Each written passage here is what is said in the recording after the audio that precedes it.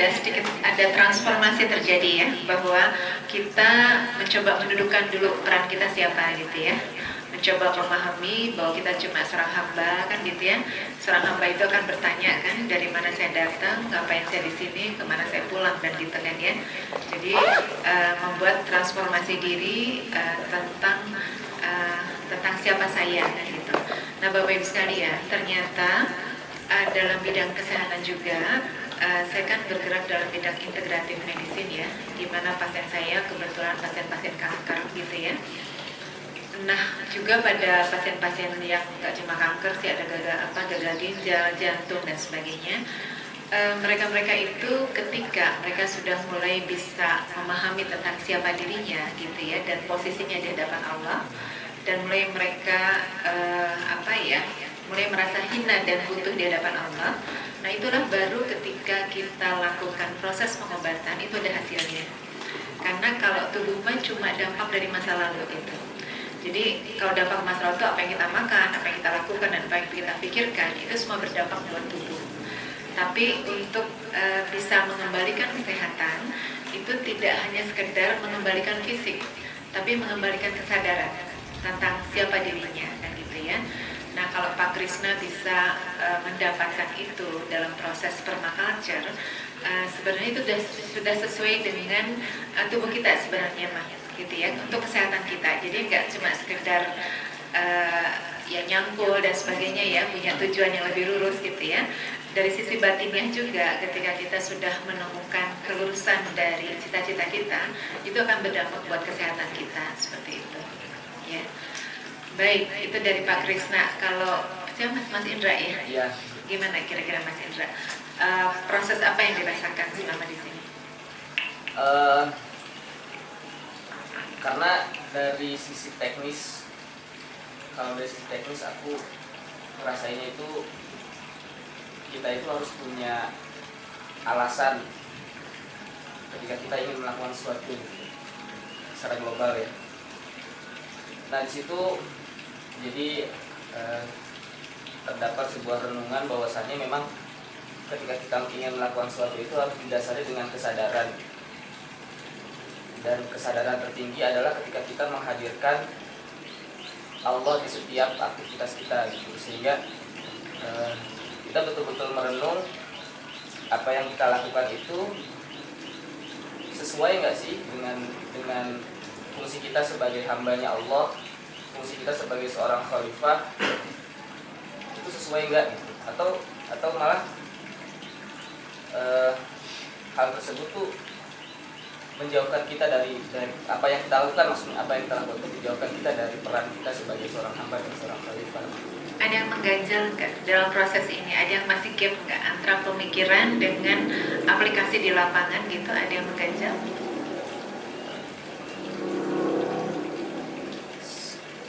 Kalau di selama 2 minggu ini sih justru malah seperti menemukan iklim yang mensupport ke arah hal itu gitu. Dalam prakteknya nanti udah kebayang seperti apa Mas Indra nanti kalau mengaplikasikannya? Ada sesuatu yang masih mengganjal nggak? Ya kayaknya memang perlu sering ketemu sama rekan-rekan yang sudah sepuh dan sudah sekeren kayak teman-teman di sini, sehingga nanti pada prakteknya itu ada penguatan yang aku dapatkan. Karena kalau berdasarkan apa yang ada di Sukabumi, kayaknya memang seperti seolah masih sendiri. Jadi memang ya mudah-mudahan silaturahim ini, lingkaran ini bisa terus kita mensupport kegiatan kita nanti ketika kita. Iya, saya kan mungkin Bapak Ibu semua tahu ya, kalau saya kan memang anaknya sensitif ya, jadi kalau saya memeriksa pasien juga kan saya memang pakai nadi kayak gitu ya, dan juga punten ya Mas Indra, saya juga mendengarkan lantaran-lantaran dari Mas Indra gitu ya. Kalau saya sih membaca ada kegamangan gitu. Nah jadi maksud saya adalah dalam mohon maaf. Ini mau pada kampung. Kata-kata sederhana, misalnya, ya Allah temani aku hari ini gitu. Jadi ketika atau apa aja, Mas Indra gampang apa aja, bilang aja, ya Allah temani aku dalam hal apa, gitu kan? Temani aku untuk melapangkan dadaku, atau temani aku untuk mengistirahatkan pikiranku, temani aku untuk apa aja. Karena ya kalau saya mencoba mengevaluasi barusan gitu ya, masih banyak hal-hal yang rada-rada Ada muter di sini. iya. Nah, dengan maksud saya tuh kan sekali lagi yang saya sampaikan tadi ya, apa yang kita makan, apa yang kita lakukan, dan apa yang kita pikirkan itu kan semua berdampak pada tubuh kita ya. Jadi kalau tubuh kita foto gitu ya, kalau misalkan gelombang yang keluar dari jantung itu adalah kitanya juga rileks, mengalir, itu kan gelombangnya gelombang panjang. Nah, gelombang panjang itu dia hormonnya endorfin. Tapi kalau misalnya kitanya juga banyak galau, banyak maju mundur dan sebagainya lah ya, banyak pertimbangan gitu ya, itu kan gelombangnya rapat. Ketika gelombang rapat ini kan hormonnya juga kayak kortisol, adrenalin itu kan nganterin darah gitu. Nah, kalau proses itu terjadinya menjadi cara kita merespon itu kan tiap orang beda karakter ya. Ada yang basicnya tuh tidak sabaran gitu ya, ada basicnya pemarah, ada basicnya pencemas, ada basicnya tuh penyedih, macam-macam lah ya. Nah, kalau misalnya basicnya tuh adalah seorang pemikir yang galau terus misalnya gitu, itu juga berdampak buat darah. Darah kita bisa kental ketika mengeluarkan hormon yang kortisol, dopamin gitu. Nah, kekentalan jangka panjang itu bisa menyebabkan sumbatan-sumbatan. Nah, sumbatan-sumbatan itu akan menyebabkan oksigenisasi makanan dan oksigen ke jaringan juga berkurang. Jadi dalam jangka panjang dia bisa berdampak buat tubuh. Ya dalam sesi yang nggak banyak ini nanti mungkin yang peserta nanti bisa saya periksa gitu atau gimana? Boleh.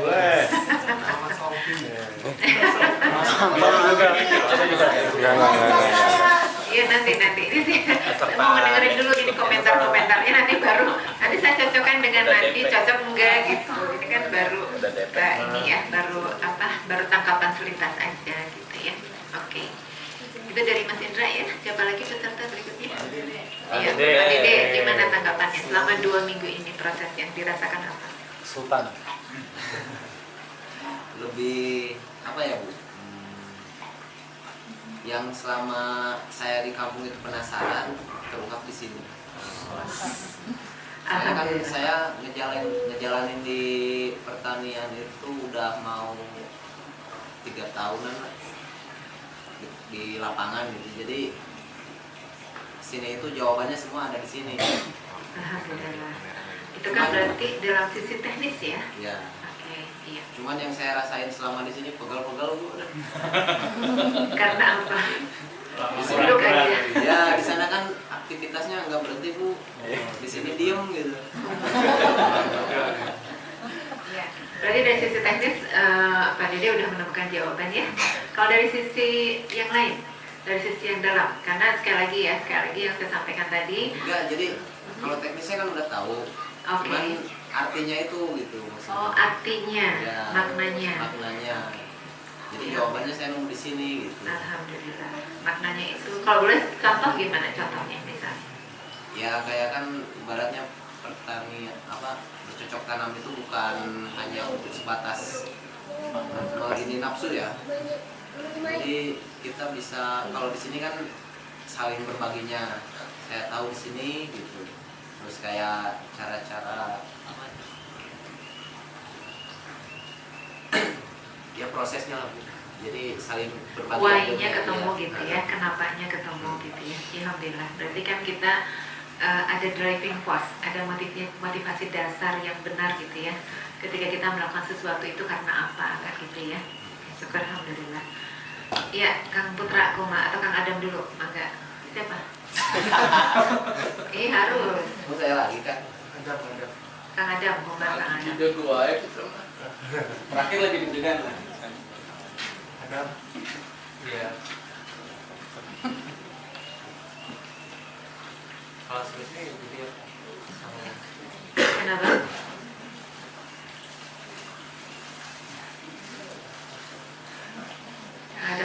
biasa, nggak bisa mengungkapkan. Gimana kira-kira Kang Agung? Intinya sih kan ya perjalanan panjang kan dengan kegiatan itu semakin terasa gitu ketika doa itu dijawab satu persatu gitu. Dulu dari dulu gitu sampai sekarang apa ya kerasa banget gitu, semakin merasa kayak ya real gitu, ada Ditunjuki ya. iya Bahwa ketika kita berdoa, Allah juga menjawab gitu ya. Allah Maha Kaya, Allah Maha Meresponkan gitu ya. iya. Dan Allah tunjukin step by step. Ya alhamdulillah, syukurlah. Nanti mudah-mudahan juga, ya artinya kan kembali kan kita di sini sebagai peran khalifah itu ya. Ya. Oke, gimana Kang Putra? Suka rasanya tuh jadi kayak walau nyari apa ya buat jawabannya gitu. Pikirannya kayak putus lagi cari-cari ingat lagi. Maksudnya gimana kan? Jadi kayak kan ibu mau nanya ya, Put gimana kemarin? Terus aku tuh kayak, Put ingat lagi kemarin kamu ngapain aja katanya. Kayak aku menyampaikan ibunya enak nih gitu. Iya, Kang Putra ngikutin ini karena apa? Coba pengen tahu. Volunteer. Jadi volunteer karena apa coba pengen tahu? Volunteer karena aku udah memutuskan untuk berkehidupan di bidang ini. Karena apa? Karena takdir Allah yang mengarahkan. Takdir Allah. Tapi pasti kan manusia itu kan punya pilihan. Kenapa basic pemikiran Kang Putra untuk memilih permaculture sebagai pilihan itu karena apa? Sebenarnya jujurnya pengen nyari kedamaian sih, maksudnya karena kedamaian duniawi gitu. So pas aku jalan-jalan nyari lahan itu ke Cianjur kemanapun kayak ke Cidaun sama ke pantai, ternyata kedamaian tuh bukan dari suasana yang dicari, tapi kayak kedamaian tuh kamu mau tinggal di manapun damai mah ya di diri kamu, bukan masalah tempat, suasana atau apa. Nah itu akhirnya jalani aja dulu gak tahu. Iya, berarti Kang Putra mencari permaculture itu adalah untuk mencari kedamaian gitu ya. Ya. Nah di dalam permaculture sendiri yang membuat Kang Putra merasa damai itu apa? Apa yang terasa? Kontak dengan apa namanya itu dengan pohonnya kah gitu ya? Atau kebersamaan dengan teman-teman kah? Atau merasakan kebesaran Allah ketika sedang apa yang Kang Putra rasakan itu apa? Sehingga merasa damai itu kenapa?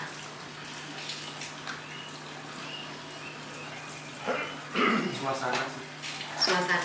Suasananya di mana? Ketika sendirian, ketika di sini, ketika sendiri. Ketika sendiri tapi berpermaculture atau gimana?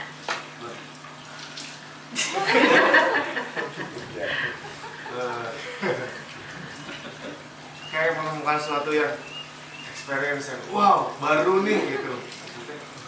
Kayak Artinya permaculture ini adalah suatu kemungkinan yang ketika Kang Putra gali itu selalu menemukan hal-hal yang baru gitu. hal baru yang Hal-hal baru, meyakinkan lagi bahwa Allah itu ada. Allah itu ada. Oke, jadi ini suatu proses pencarian Kang Putra untuk mengenal diri sendiri dan juga mengenal Allah kan gitu ya. Iya. Ya, alhamdulillah. Terus satu lagi dari saya Iya. lupa tadi. Ya. Saya mendapatkan maknanya di sini tuh kan dulu itu pengen ngasih tahu apa membagikan ilmu saya di lingkungan gitu, cuman belum tahu maknanya apa gitu, tentang permakultur ini. Makanya saya di sini ya alhamdulillah gitu. Jadi mau membagikan ilmu di lingkungan saya pun tidak sia-sia kalau saya udah tahu artinya. Ya, alhamdulillah ya. Berarti manusia itu kan intinya hidup itu kan untuk mengenalkan Allah ya. Jadi misalnya orang tua, tugas orang tua ke anak itu adalah mengenalkan Allah lewat peran orang tua kan gitu ya. Seorang dokter juga sama, mengenalkan Allah lewat peran kedokteran kan gitu ya. Seorang ahli fisika juga sama kan gitu. Nanti juga seorang yang berpermaculture juga sama seperti itu. Artinya setiap kita kan diminta untuk mengenal ayat-ayat Allah itu kan gak cuma sekedar ayat-ayat yang ada dalam Al-Quran, tapi ayat-ayat yang tersebar di alam kan. Juga yang ada ya yang kita lihat, yang kita dengar, yang kita saksikan ini kan semua juga untuk menyadarkan kita tentang peran si hamba tadi ya. Alhamdulillah kalau memang sudah ini ya. Oke, berikutnya siapa lagi nih yang mau ngasih komentar? Atau gini, saya pengen tahu Mas Riwi kan sebagai instruktur di sini ya. Nah mungkin sebagai seorang instruktur pun Mas Riwi kan juga pasti punya proses dong dalam dirinya ya. Kira-kira gimana nih Mas Riwi?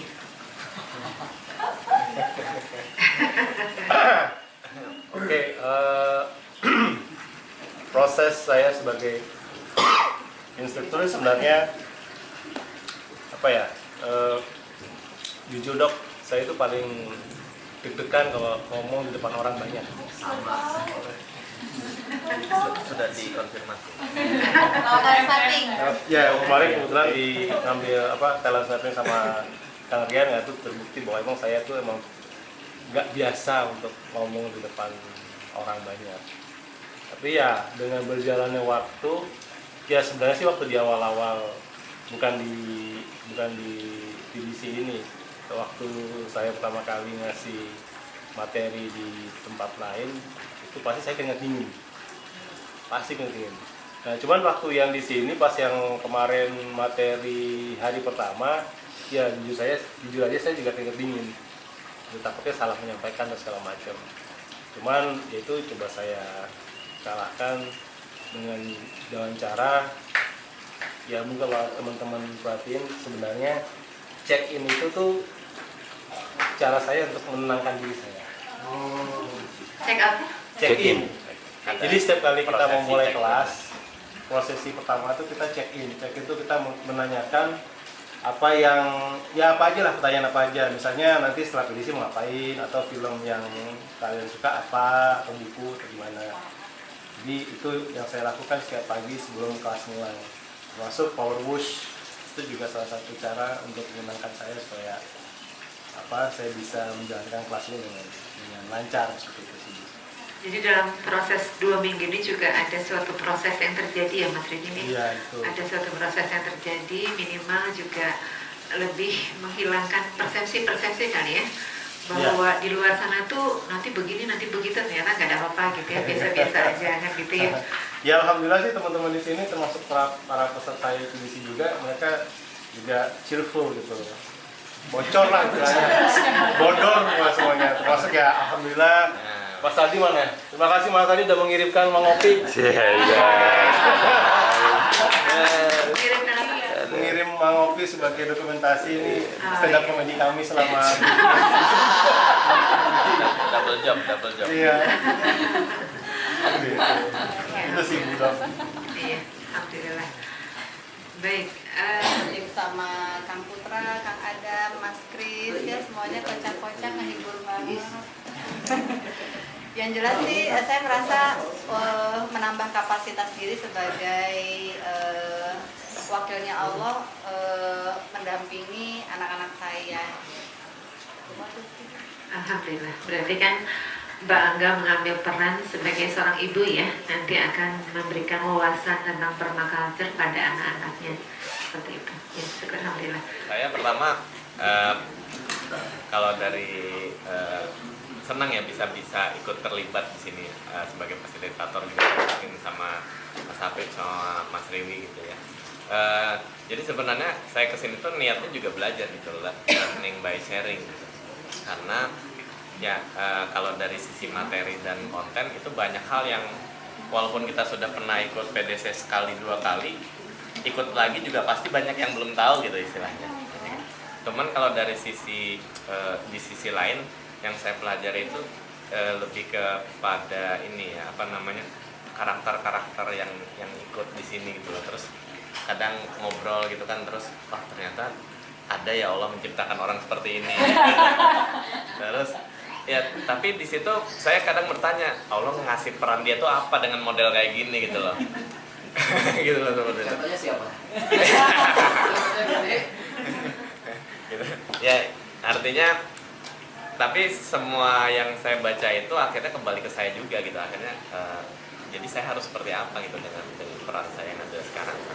Iya, jadi Mas Rian belajar dari berbagai karakter, menemukan keberagaman gitu ya, dan mencari ya mungkin saling sharing dan saling belajar lah ya. Artinya kan manusia itu belajar tentang diri itu kan dengan bercermin pada orang lain kan. Artinya dari bercermin itu kita kan gimana ya, orang lain itu adalah sisi kita yang tidak kita kenali kan sebenarnya. Dengan belajar dari orang lain kita mengenal sisi lain dari diri kita kan, seperti itu. Jadi itu proses belajarnya Mas Rian gitu ya. Oke. Mas Afif, Kang Afif, kumaha? Kalau saya selama ini alhamdulillah sih, yang pertama mungkin saya menambah banyak ini sih, maksudnya banyak mata rantai lah, kita jadi bersilaturahmi makin banyak. Ada saya kenal sama Kang Ardi, terus juga Kang Rio kan bareng belajar bareng, terus ketemu yang lainnya juga. Jadi kayak kalau saya kan sebetulnya kemarin sempat talent mapping sama Mas Rian itu kan developer ya, jadi senang menjerumuskan orang lah gitu ya. Intinya senang kayak apa, memberi apa ya, mengarahkan orang untuk belajar itu gitu, kayak gitu. Jadi kayak pas di sini ada ruang untuk itu gitu, untuk apa namanya, untuk istilahnya berbagi ilmu ataupun saling mendapatkan informasi baru juga gitu. Terus kan biasanya memang kalau bareng Aca, mungkin Aca yang kena korban gitu. Maksudnya saya suka menceritakan ini saya belajar ini, dapat ini, tapi Acanya keburu ngantuk. Tapi alhamdulillah kalau ada ruang ini selama di sini ya lebih luas gitulah yang bisa sayanya bisa sharing, terus juga saya juga bisa dapat ilmu baru dari teman-teman yang lain.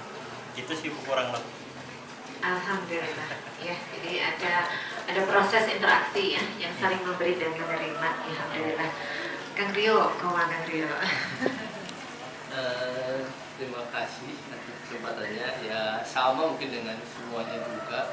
Saya kan udah lama tuh PDC-nya, jadi pas kesini jadi ya mengingatkan lagi beberapa hal dan juga mungkin mempertajam beberapa perkembangan yang sedang saya susun juga gitu kan. Karena begitu selesai dari PDC nyambung sampai akhirnya terakhir di kebun kurma di Ciamis gitu kan, nyambung ke Islamic Agriculture. Pas ke Bandung saya mencoba untuk membuka lagi, karena ketika bicara di Islamic Agriculture saya merasa bahwa kadang orang agak susah juga kalau ngomongnya Islamic Agriculture ya gitu, terlalu ini. Jadi maksudnya ke ilmu lingkungan dan Tuhan atau ekoteologi gitu. Nah, ketika di sini banyak dibukakan lagi juga untuk lebih merincikan lagi dan memperjelas uraian tentang ekoteologi itu sendiri. Karena memang ya ujungnya dari ekoteologi, saya dapat kayak pesan khusus dari salah satu guru saya, produsen ya, yang tentang membangun dari diri dan keluarganya kayak gimana gitu. Dari situ saya ketemu juga dengan namanya tarekat lingkungan hidup atau ekologi ya kayak gitu. Nah, dari situ juga ini nemu ternyata memang makin terasa gitu bahwa si perjalanannya semakin fokus ke arah itu gitu, ke arah yang memang sebagai relung saya di situ kayak gitu. Jadi mungkin itu sih Berdakwahnya di situ ya, cari peran dalam dakwah di lingkungan, keselarasan alam dan seterusnya gitu, memberikan makna kehadirannya di situ. Baik, alhamdulillah hatur nuhun pisan. Mohon maaf, saya bukan apa-apa dan bukan siapa-siapa, tiba-tiba nanya masing-masing. Tapi maksud saya ini hanya sebagai sebagai informasi awal saja gitu ya. Berikutnya gimana, mau diperiksa? Oh ya, tapi sebelumnya kan tidak semua orang tahu ya. Jadi saya itu praktisi dalam integratif medicine atau holistic medicine ya, di mana makanan, gaya hidup, pikiran semua berdampak buat tubuh. Nah, kebetulan tadi yang saya sampaikan, pasien saya di klinik itu 60% memang kebanyakan pasien kanker. Tapi nggak cuma kanker, ada yang gagal ginjal, sumbatan jantung dan sebagainya. Dan justru gitu ya, yang akar utamanya itu adalah dari cara pola berpikir, dari cara-cara kita merespon kehidupan. Jadi kalau makna kita pada kehidupan salah gitu ya, ternyata juga berdampak buat tubuh pada tingkat kesehatan. Dan beda-beda tiap orang, dia lemahnya di mana. Dalam istilah kedokteran, dalam istilah medis Cina itu ada namanya qi. tubuh itu kan ada dua, ada tubuh yang kuat, ada tubuh yang lemah gitu ya. Tubuh yang kuat dengan tubuh yang lemah, nanti bedanya di kualitas darah. Tubuh yang lemah, darahnya mudah kental, mudah membuat sumbatan. Nanti kita mau makan daging, makan sayur, makan apapun, ada sampah namanya kristal. Nanti kristal itu pada tubuh yang lemah, yang darahnya kental, nggak dibuang keluar tubuh, dia masuk ke jaringan antar sel. Jadi misalkan katakanlah yang lemahnya di paru-paru, lung qi defisiensi. Nanti kristal akan numpuk di otot dada, menjepit rusuk, nafas cepat capek misalnya ya. Ada lagi yang numpuknya di ulu hati, misalnya stomach qi defisiensi. Nanti kalau numpuk mengeras, tiba-tiba orangnya sering sendawa, sering kembung dan seterusnya. Nanti ada lagi kidney qi defisiensi, misalnya ginjalnya yang lemah. Nanti ginjal ada saluran ke atas, ada saluran ke bawah. Katakanlah saluran ke bawah yang menyumbat misalnya ya. Nanti kristal yang dari kaki mau balik ke ginjal sulit, entah numpuk di telapak kaki, nanti diinjakin sakit, apa di lutut, apa dimanapun gitu ya. Jadi sekali lagi kaitan antara pikiran kita dengan kekentalan darah dengan sumbatan itu sangat erat ya. Kemudian saya itu dari medis barat, tapi kemudian saya sekolah ke arah medical antropologi. Jadi medical antropologi ini bagaimana kita belajar the point of view dari traditional healer, bagaimana melihat penyakit dari cara pandang mereka gitu ya. Nah dari situ saya sering keliling-keliling pengobat-pengobat alternatif dan juga belajar cara pengobatan pendekatan yang lain. Salah satunya saya belajar nadi. Nah cuma pada saat saya belajar nadi, ternyata yang saya rasakan itu nggak cuma organ-organ tubuh, tapi juga emosi-emosi seseorang gitu ya. Nanti saya terangin deh. Saya kemarin udah nerangin tentang mirror belum ya. Jadi saya kan bisa merasakan emosi. Terus saya bertanya gitu, fenomena apa ini gitu ya. Nah kemudian searching di Google. Di Google tuh ada penelitian dari Profesor Ramahandran. Dia adalah satu dari 100 peneliti terkemuka di dunia dalam bidang kedokteran. Profesor Ramahandran ini menemukan mirror neuron, jadi saraf yang bisa bercermin. Jadi dia meneliti orang yang main badminton, itu dipasang elektroda di kepala, disambungkan komputer, nanti gerak seperti apa kelihatan, saraf yang mana nyala gitu ya. Nanti gerak yang mana, nanti mana yang nyala gitu. Nah kemudian ada 2 grup orang, satu grup memperhatikan semua permainan dengan teliti. Ketika diperhatikan dengan teliti, di sana nyala, sini nyala persis, walaupun nggak ikut bergerak ya. Satu grup lagi ngelihat tapi cuek aja tuh nggak nyambung. Nah mungkin walau alam ya, barangkali mirror neuron saya tuh mulai aktif karena mungkin saya punya empati kali ya, sehingga nanti apa yang terasa di pasien kadang terasa di saya. Tapi nanti saya harus konfirmasi juga benar enggak gitu, khawatir sinyalnya kurang bagus gitu.